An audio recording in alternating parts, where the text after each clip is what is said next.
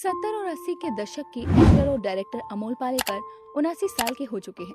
24 नवंबर 1944 को मुंबई में जन्मे अमोल पालेकर ऑफ बीट फिल्मों के स्टार थे और शांत और सहज अभिनय से लोगों का दिल जीता करते थे। उनके बोलने का स्टाइल, कॉमेडी करने का ढंग और इमोशनल करने का अंदाज भी अनोखा था। अमोल पालेकर सिचुएशनल कॉमेडी के लिए मशहूर थे।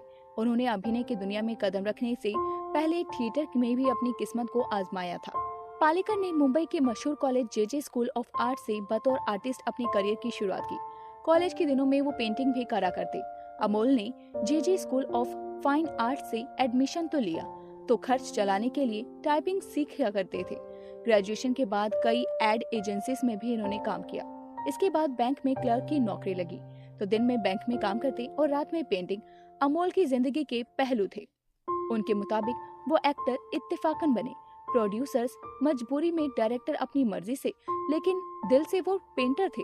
यहाँ तक कि एक्टिंग डायरेक्शन से एक पेंटर की नजर से ही उन्होंने चीजों को देखना शुरू किया। 1967 में अमोल की पेंटिंग को किसी गैलरी में एग्जीबिशन के लिए स्वीकार नहीं किया गया।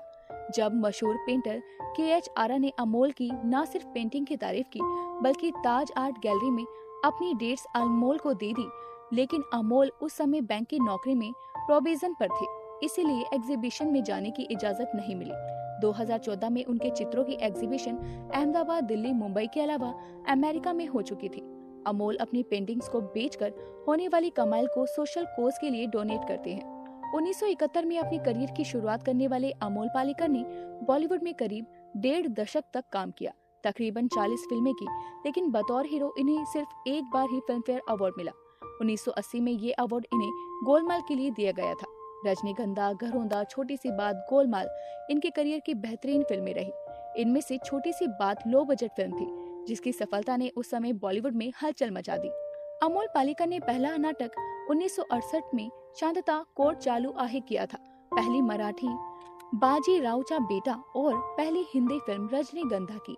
1972 में अपना थिएटर ग्रुप अनिकेत बनाया। अमोल के 2 नाटकों को अश्लीलता के आरोप में महाराष्ट्र सरकार ने बैन कर दिया। इसके खिलाफ उन्होंने आवाज उठाई। 2016 में थिएटर सेंसरशिप के खिलाफ बोले।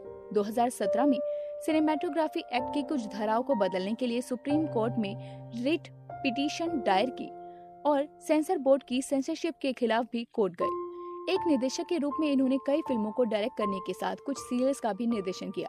अमोल ने साल 1981 में मराठी फिल्म आखरीत से डायरेक्शन में कदम रखा। उनकी बनाई 5 फिल्मों को नेशनल अवार्ड मिले।